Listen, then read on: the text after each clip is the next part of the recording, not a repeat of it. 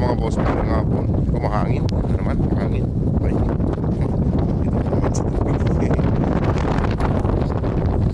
Isa. Dalawa sila. Dalawa. Yung mga madalang pagkain.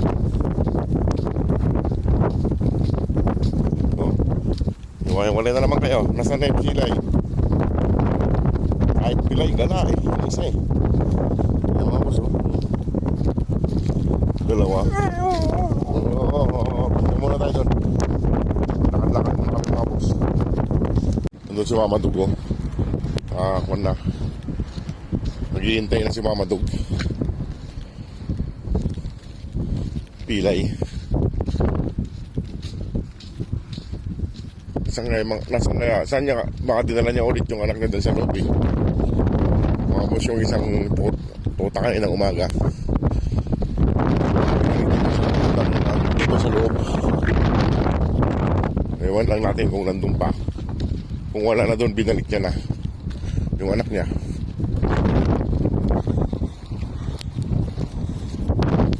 Ano mo ba?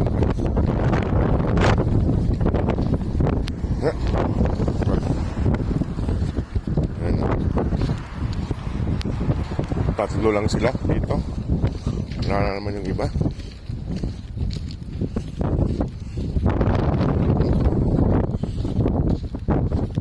Sana nandun pa yung anak niya. Ayan. Mira. At mahangin. Sana hindi umalis yung anak niya. Sana hindi niya binalik sa loob. Yan kasi sa loob yan eh. May butas dun sa baba, dun sa mga pasok eh. Sana kami dun mga boss. Sana nandun pa. Dun. Nandun din yung itim na aso mga boss, oh. Hindi, ano siya. Namamasyal na siya, nagdagala na rin siya. Kasama ng mga brown. Ayun, oh. Yung itim na aso. Kaninang umaga wala siya eh. Baka naggala siya eh, sumama siya.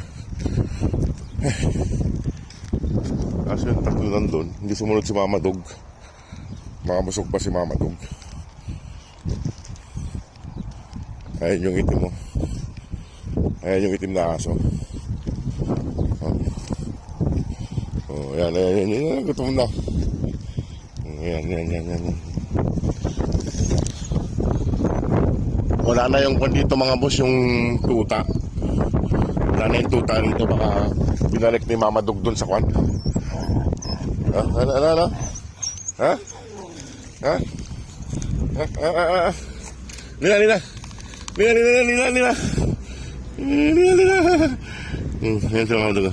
Lina. Magpawak ka na. Ayan mga boss, oh. Lumalapit na siya. Ayusin ko lang mga boss yung pagkain nila. Ikaw Mama Dug, ha? Awahin mo pa, oh. Sakay ka. Awahin ni Mama Dug. Ayan, kain na sila. Ayan, kain na kayo dyan. Nandun, Mama Dug. Dahil dito yung kwan na, yung tuta. Baka binalik ni Mama Dug doon sa kwan, baka lumabas lang doon sa dati. Nandito yung isa. Inaaway kasi ni Mama Dug to eh. Kaya lumayo eh. Kain na siya eh. Ayan o. Kain na nga siya. Inaaway ni Mama Dug. Ayan o. Lumalayo tuloy. Lina. Si Mama Dug pasaway. Ito may pilay. Ayaw na magpahawak. Lina. Yo. Naaway kasi.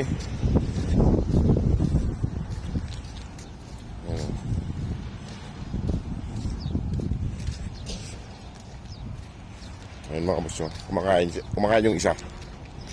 Yung isa kumakain.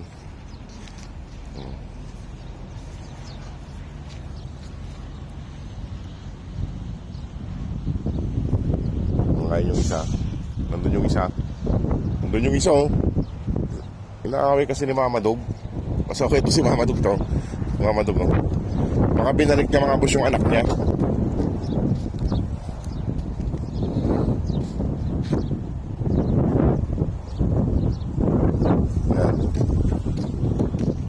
Mama Dog, huwag mong awayin yung maliit. Pasaway ka. Ayan tuloy.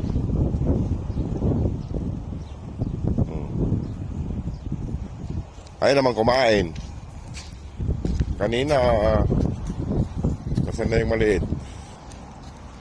Ayan yung isa. Ayan, nagtampo tuloy, ayaw kumain.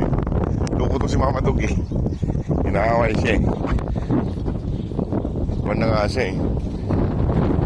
Ayan o, mabait na nga siya eh. Hindi na nga siya takot sa tao eh. Punta ka na doon. Ayan. Yan sa mga boss oh.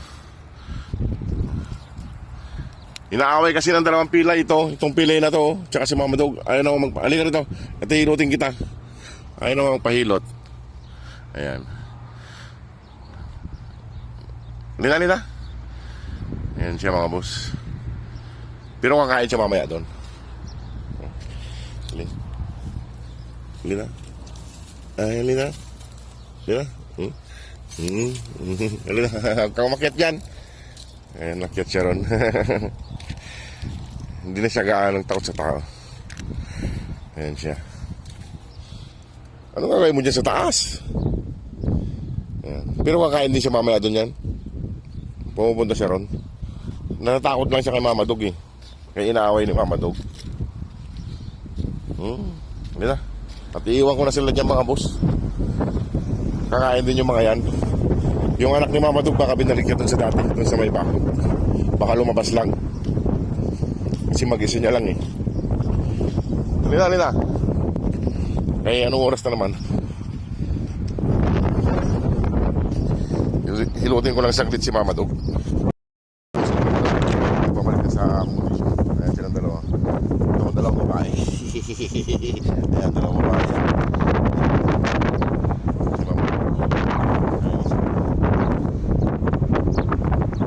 Kasi si Mama Dog masungit mga boss eh. Hindi niya pagkilala si Juan.